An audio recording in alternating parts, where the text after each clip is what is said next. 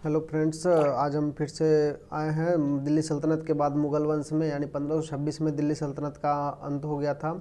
उसके बाद दिल्ली सल्तनत के सबसे अंतिम वंश लोधी वंश के बाद मुग़ल वंश, जिसमें पानीपत के प्रथम युद्ध में मुग़ल वंश का नींव पड़ा था, जो बाबर के द्वारा मुग़ल वंश का नींव डाला गया था। तो इसके आगे का कहानी हम लोग फिर देखते हैं मुग़ल वंश में। तो आइए दोस्तों, इस प्रकार से देखते हैं कि आगे मुग़ल वंश किस प्रकार चला, इसमें कितने शासन आए, मुग़ल वंश का शासनकाल कब से कब तक रहा और कहाँ से कहाँ तक इसमें क्या क्या घटनाक्रम हुए जो प्रतियोगी परीक्षा के दृष्टिकोण से बहुत महत्वपूर्ण है। तो आइए बारी बारी से इसे देखते हैं। तो देखते हैं दोस्तों कि मुग़ल वंश का नींव कब पड़ा था। तो 1526 ईस्वी में बाबर और इब्राहिम लोदी के बीच पानीपत के प्रथम युद्ध के बाद जो है बाबर के द्वारा मुग़ल वंश का नींव डाला गया, जिसमें कि बाबर के द्वारा इब्राहिम लोदी को हराया गया था। देखते हैं मुग़ल वंश का शासनकाल कब से कब तक है। तो इसमें देखेंगे कि मुग़ल वंश का शासनकाल 1526 से 1857 ईस्वी तक है। इसमें मुग़ल वंश दो भाग में बटा हुआ है। एक कह सकते हैं पूर्ववर्ती मुग़ल शासक, जो कि मूल मुग़ल शासक है, सबसे सर्वाधिक शक्तिशाली मुग़ल शासक है और ज़्यादातर इसी को माना जाता है मुग़ल शासक मूल रूप से। परंतु मुग़ल वंश दो काल में बटा हुआ है, एक पूर्ववर्ती मुग़ल शासक तथा एक उत्तरवर्ती मुग़ल शासक। पूर्ववर्ती मुग़ल शासक जो 1526 से लेकर 1707 ईस्वी तक चला, जो औरंगजेब के काल तक था, लास्ट बाबर से प्रारंभ होकर औरंगजेब के काल तक था। उसके बाद 1707 ईस्वी से 1857 ईस्वी तक उत्तरवर्ती मुग़ल शासक का काल रहा, जो कि उतना मजबूत शासक के रूप में नहीं उभर पाए। और लास्ट 1857 में बहादुर शाह जफर अंग्रेज़ों के द्वारा बंदी बना लिया गया दिल्ली की 1857 की क्रांति में, और इसकी मृत्यु 1862 ईस्वी में रंगून जेल में हो गया। तो इस प्रकार दोस्तों हम पहले पूर्ववर्ती मुग़ल शासक 1526 17 से 1707, जो कि बहुत ही महत्वपूर्ण है तथा प्रतियोगी परीक्षा में बार बार से क्वेश्चन पूछे जाते हैं। तो कुछ महत्वपूर्ण क्वेश्चन को हम लोग देख लेंगे। इसमें देख लेते हैं दोस्तों पूर्ववर्ती मुग़ल शासक के सभी शासक को देखते हैं। तो पूर्ववर्ती मुग़ल शासक 1526 से जो 1707 तक चला था, तो इसे यदि ध्यान से देखेंगे तो बारी बारी से देखेंगे तो 1526 से लेकर 1707 तक में कुल 6 मुग़ल शासक जो शासन किए थे। तो उसे बारी बारी से देख लेंगे। इसे हम एक ट्रिक के माध्यम से देखेंगे या फिर इसे डायरेक्ट भी याद कर सकते हैं, जैसे भी याद हो दोस्तों। मतलब प्रतियोगी परीक्षा के दृष्टिकोण से आसानी से बन जाना चाहिए, चाहे आप इसे ट्रिक से याद करें या फिर ऐसे ही डायरेक्ट याद हो जाता है तो और बढ़िया बात है, डायरेक्ट याद करें। तो एक ट्रिक है बाहु अज साओ, इसे हम बार बार दोहराएंगे दोस्तों, बाहु अज साओ। इसमें क्या है, सभी शासक के नाम के प्रथम अक्षर को सम्मिलित किया गया है। तो देखते हैं बाहु अज साओ, इसका तात्पर्य हो जाएगा दोस्तों बाबर, हुमायूं, अकबर, जहांगीर, शाहजहां तथा औरंगजेब। तो इस प्रकार हम लोग देखते हैं दोस्तों बाहु अज साओ 6 मुग़ल शासक आए पूर्ववर्ती मुग़ल शासक में, जो कि बाबर, हुमायूं, अकबर, जहांगीर तथा शाहजहां, औरंगजेब। ठीक है, तो और देख लेते हैं दोस्तों इसमें जो है सभी के शासनकाल को बारी बारी से देखेंगे कि किसका शासनकाल कब से कब तक रहा। तो इसे देखेंगे हम लोग कि किसका शासनकाल कब से कब तक रहा। तो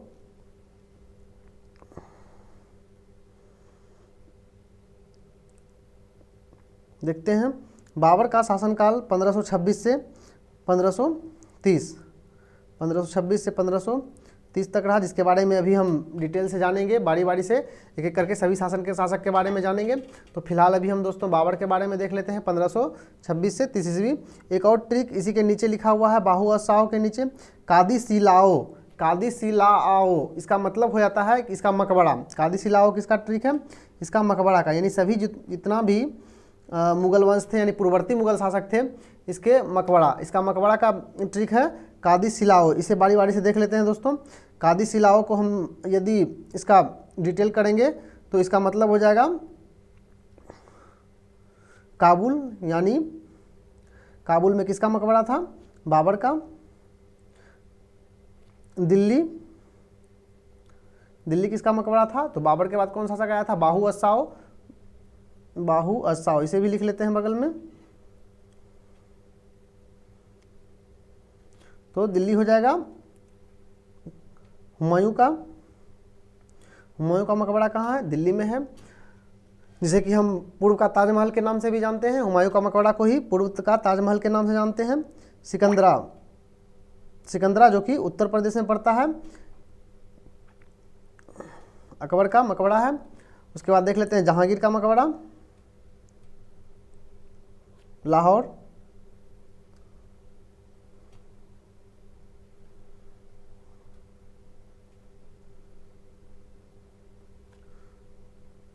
शाहजहां का मकबरा आगरा। तो इस प्रकार देख लेते हैं दोस्तों, शाहजहां का मकबरा हो गया आगरा, और फिर आगे हो गया औरंगाबाद।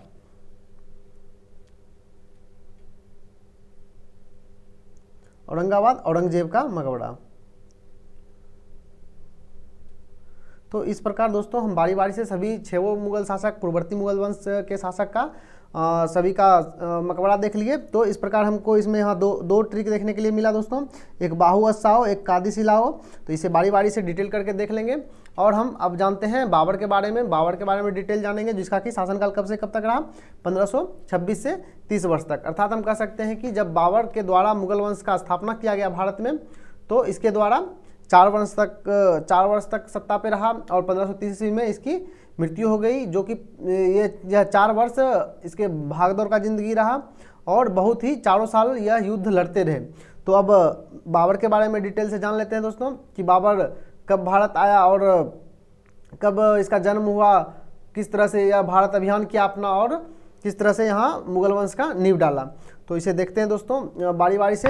सबसे पहले देखते हैं कि दोस्तों कि मुगल वंश का संस्थापक कौन थे। मुगल वंश का संस्थापक जो थे वो बाबर थे, और इसका वास्तविक नाम क्या था? तो इसका वास्तविक नाम था दोस्तों जहीरुद्दीन मोहम्मद।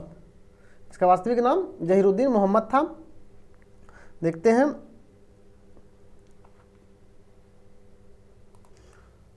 तो इस प्रकार से दोस्तों देखें, बाबर का वास्तविक नाम देख लेंगे क्या है। बाबर का वास्तविक नाम जहीरुद्दीन मोहम्मद था। और इसका जन्म कब हुआ था? तो इसका जन्म के बारे में देखेंगे दोस्तों कि 14 फरवरी 1483 ईस्वी जन्म कहाँ हुआ था? फरगना में हुआ था। अर्थात इनके पिता जो थे उमर शेख मिर्ज़ा, ये कहाँ के थे? फरगना के शासक थे। तो इनका जन्म 14 फरवरी 1483 ईस्वी को उमर शेख मिर्ज़ा फरगना में हुआ था। ठीक है, इसके पिता का नाम उमर शेख मिर्ज़ा था तथा माता का नाम कुतलुक निगार खाना था। और ये मुगल जो थे, मुगल का शाब्दिक अर्थ होता है, मुगल का शाब्दिक अर्थ होता है बहादुर। मुगल का तात्पर्य होता है बहादुर। तो इससे देखेंगे दोस्तों। और बाबर, बाबर का शाब्दिक अर्थ होता है क्या? बाघ। तो देखेंगे मुगल का शाब्दिक अर्थ होता है बहादुर, तथा बाबर का शाब्दिक अर्थ होता है बाघ। और ये 2 लड़ाकू वंश के मिल के बनने से ऐसा हुआ था, जिसमें कि उमर शेख मिर्ज़ा जो थे ये थे चंगेज खां के तुर्क थे, जो कि चंगेज खां के वंशज थे उमर शेख मिर्ज़ा। और माता जो है कुतलुक निगार खानम मंगोल यानी तैमूर लंग के वंशज थे। तो 2 लड़ाकू वंशज के मिलने से मुगल वंश का उत्पत्ति हुआ था। अर्थात 2 लड़ाकू वंश कौन कौन थे? एक मंगोल वंश थे और एक तुर्क। मंगोल और तुर्क के मिलने से मुगल वंश का स्थापना हुआ, जो कि मुगल का तात्पर्य होता है बहादुर। आगे देखते हैं दोस्तों, यह अपने दादी का नाम था इसका एहसान दौलत बेग।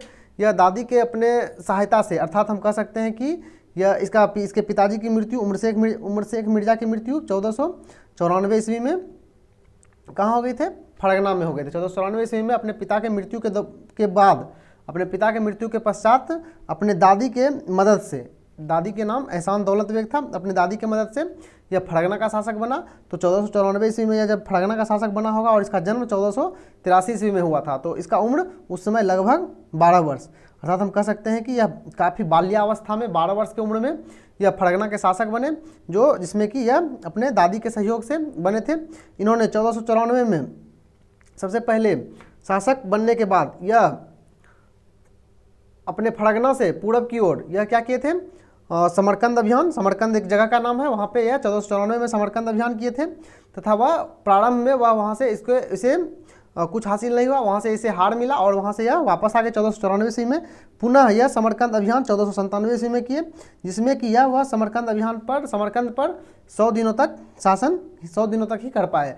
उसके बाद पुनः यह उसे वहाँ से हटना पड़ा, क्योंकि वह यहाँ पे मजबूत शासक का शासन था, इसी कारण से वहाँ से इसे वापस होना पड़ा।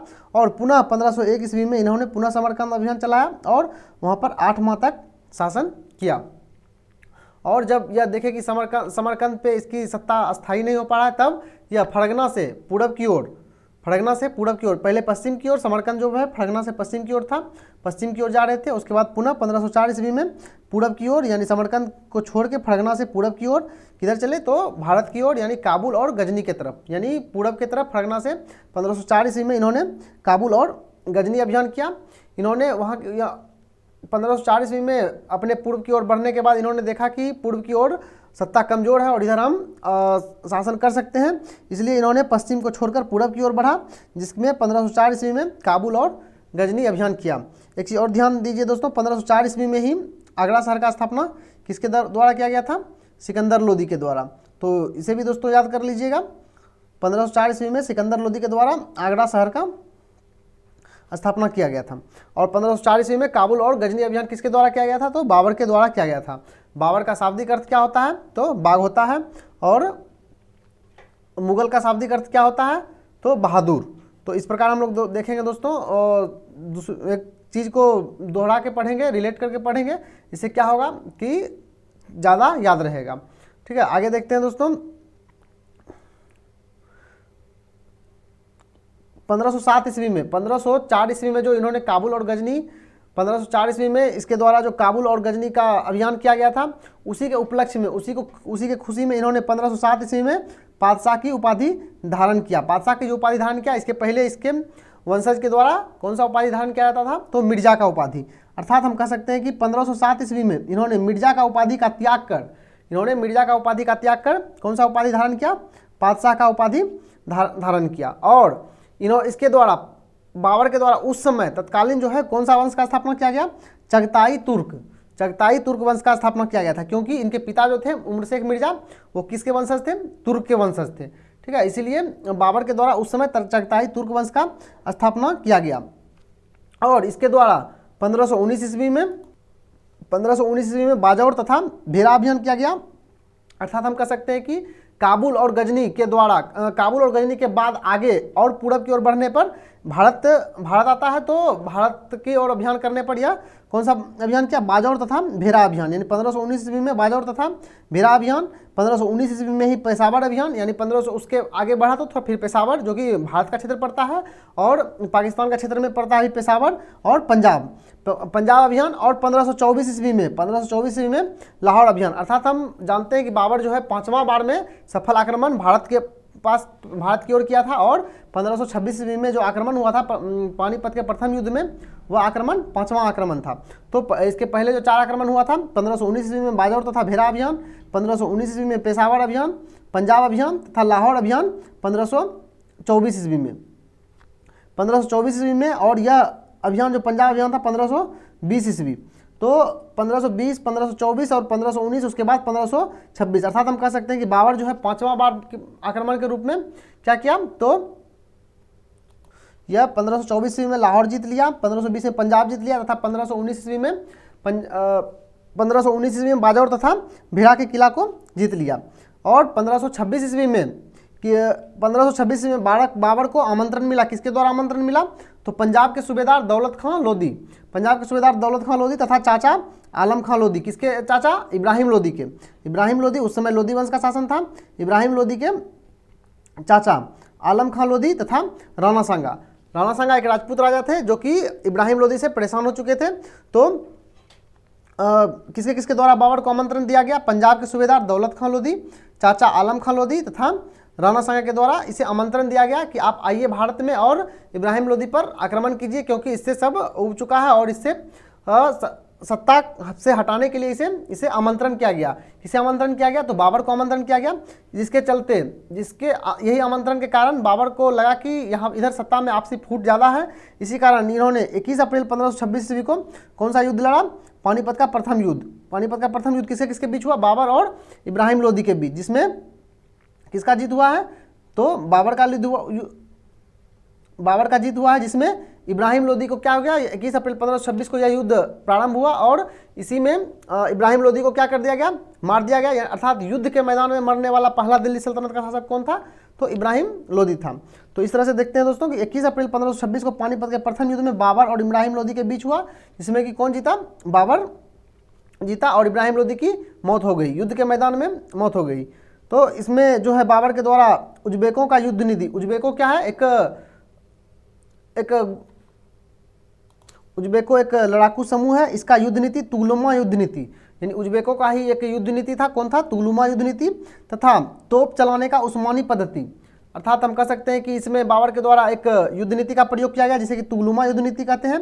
तथा इसमें उस्मानी पद्धति, तोप चलाने का एक उस्मानी पद्धति का प्रयोग किया गया। अर्थात हम कह सकते हैं कि सबसे पहले भारत में तोप का प्रयोग कहाँ हुआ? तोप और बंदूक का प्रयोग तो पानीपत के प्रथम युद्ध में हुआ है। अर्थात तोप चलाने की जो पद्धति थी उसे उस्मानी पद्धति कहा गया। तोप चलाने की उस्मानी पद्धति का प्रयोग किया गया, किसके तरफ से किया गया? तो बाबर की तरफ से किया गया, जिसके कारण कि बाबर यह युद्ध आसानी से जीत गया और इब्राहिम लोदी हार गया।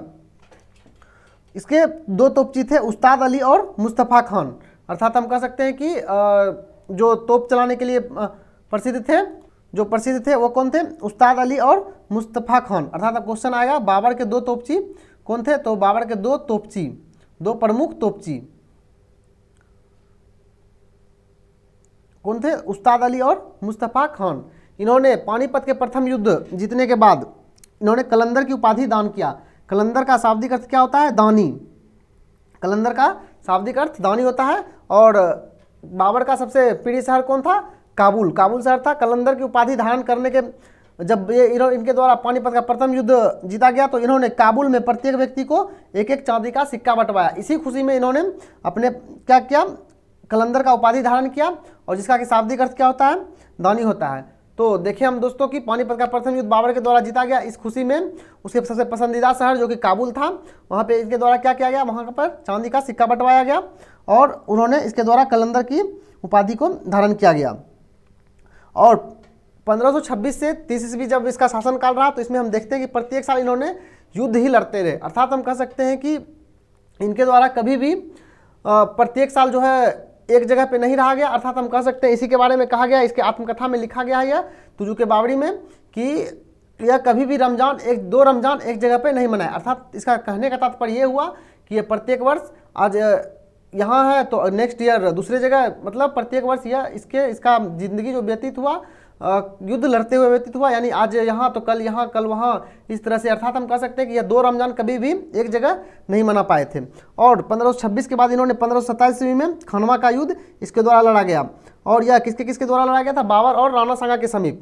तो हम कह सकते हैं कि इसे राणा सांगा के द्वारा आमंत्रण किया गया था बाबर को, किस लिए? तो इब्राहिम लोदी की सत्ता को समाप्त करने के लिए। परंतु इसलिए इसे आमंत्रण किया गया था कि लग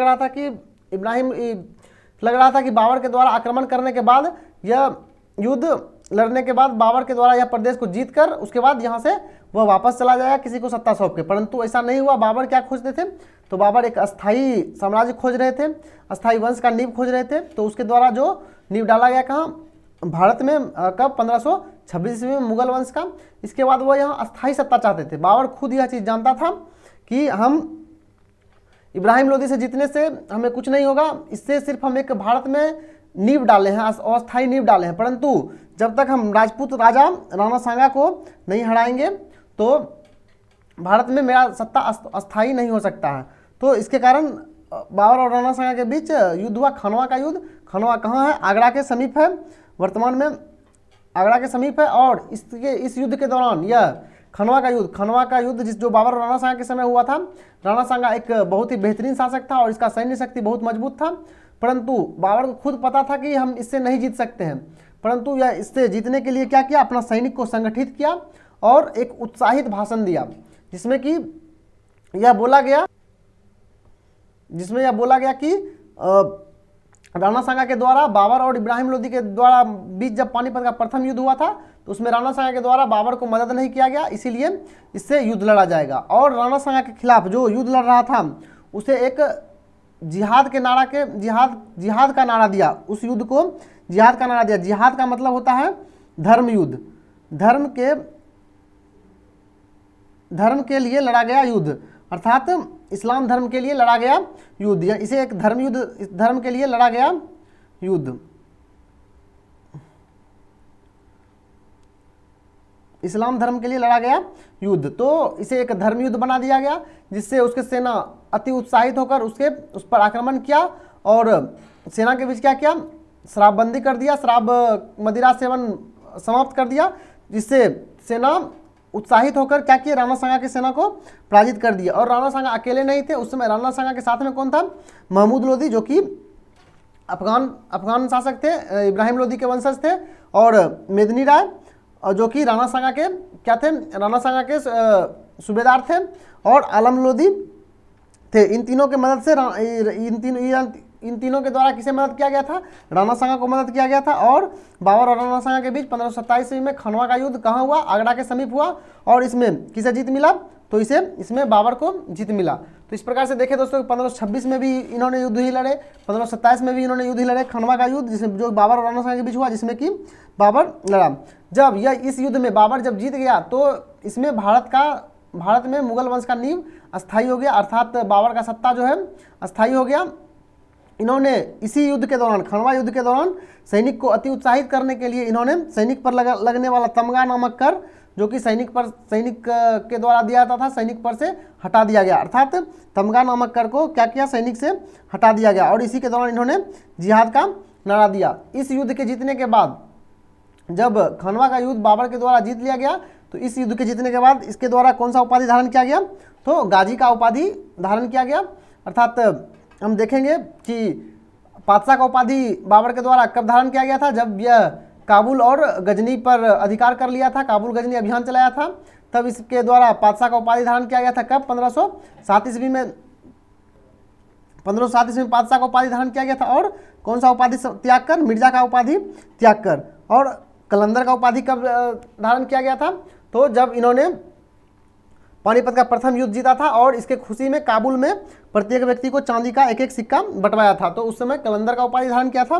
और अब देखेंगे गाजी का उपाधि यह कब धारण किया, तो जब 1527 ईस्वी में खनवा का युद्ध यह जीत जाता है, तो यह गाजी का उपाधि धारण करता है। आगे देखते हैं दोस्तों, 1528 ईस्वी में, 1528 ईस्वी में इन्होंने कौन सा युद्ध लड़ा, तो चंदेरी का युद्ध। चंदेरी एक जगह है, चंदेरी कहाँ है, तो मध्य प्रदेश के ग्वालियर के समीप है। तो इसके चंदेरी का युद्ध जो लड़ा गया, या किसके किसके बीच लड़ा गया था, बाबर और मेदिनी राय के बीच। मेदिनी राय कौन थे, तो मेदिनी राय जो है राणा सांगा के, या जो है चंदेरी के राजा थे मेदिनी राय, जो कि खनवा के युद्ध में किसका मदद किया था, राणा सांगा का मदद किया था। तो हम देखेंगे दोस्तों कि चंदेरी का युद्ध में कौन हार गया, 1528 में किसके किसके बीच हुआ था, बाबर और मेदिनी राय के बीच, जिसमें बाबर जीता और मेदिनी राय हार गया। उसके बाद 1529 ईस्वी में इन्होंने, जो कि खनवा का युद्ध में किसे मदद किए थे, कौन मदद किए थे, महमूद लोदी, जो कि एक अफगान शासक थे, इब्राहिम लोदी के संबंधी थे।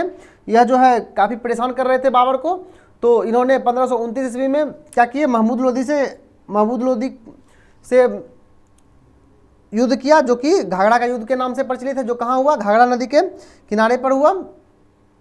अर्थात हम कह सकते हैं कि यह जो है इब्राहिम लोदी के जो संबंधी थे महमूद लोदी, इसे पूर्ण रूप से क्या किया, सफाया नहीं किया, अर्थात घाघरा के युद्ध में उसे क्या किया, पूर्ण रूप से मारा नहीं, अर्थात इसे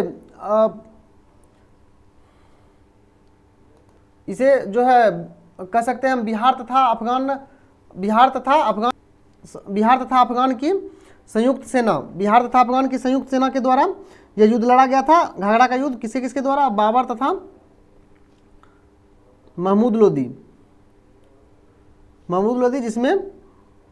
जिसमें कि कौन जीता था, बाबर जीता था। अर्थात हम कह सकते हैं कि 1526, 1527, 1528, 1529 चारों साल इनका युद्ध लड़ते हुए ही बीता। अर्थात अंतिम में इसका मृत्यु कब हो गया, 26 दिसंबर 1530 ईस्वी को। तो हम देखते हैं कि इसके मृत्यु के बारे में कई सारे हैं, कि यह जब अपने दूसरे साम्राज्य से आया या उधर से आया, फड़गना से आया, तो फड़गना कहाँ है अभी वर्तमान में? उज्बेकिस्तान में है। फड़गना से आया तो इसे यहाँ की जलवायु सेट नहीं किया, जिसके कारण इसका मृत्यु 1530 ईस्वी में हो गया। परंतु इसका आत्मकथा जो तुजुके बावड़ी लिखा गया था, तुजुके बावड़ी में के द्वारा लिखाया गया है उसमें कि यह इब्राहिम लोदी के माँ के द्वारा इसे एक खीर दिया गया था जो कि जहरीला खीर था। इसका असर धीरे धीरे होते होते इसका मृत्यु 1530 ईस्वी में हो गया, तथा इसके मरने के बाद 1530 ईस्वी में मरने के बाद इसे कहाँ दफनाया गया था? आगरा के आराम बाग में। आगरा के आराम बाग में इसे दफनाया गया था। परंतु अकबर के समय में इसके आत्मकथा तुजुके बावड़ी, जो कि तुर्की भाषा में लिखा गया था, इसका आत्मकथा कौन था? तुजुके बावड़ी। इसे तुर्की भाषा में लिखा गया था। किसके द्वारा लिखा गया था? तो बाबर के द्वारा लिखा गया था। इसका जब फारसी अनुवाद अकबर के समय में अब्दुल रहीम खाना के समय के द्वारा करवाया गया, तो अब्दुल रहीम खाना के द्वारा करवाया गया, तो उसी से पता चला कि इसकी अंतिम इच्छा क्या थी? इसकी अंतिम इच्छा थी कि इसे काबुल में दफनाया जाए। तो अकबर के समय में इसके मतलब इसका शव को यहाँ से हटाकर, आगरा के आराम बाग से हटाकर इसे कहाँ दफनाया गया?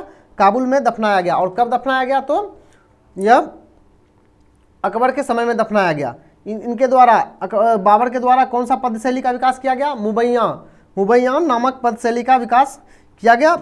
और इसका अकबर के समय में कब्र का स्थानांतरण कहाँ से कहाँ हो गया? आगरा से काबुल।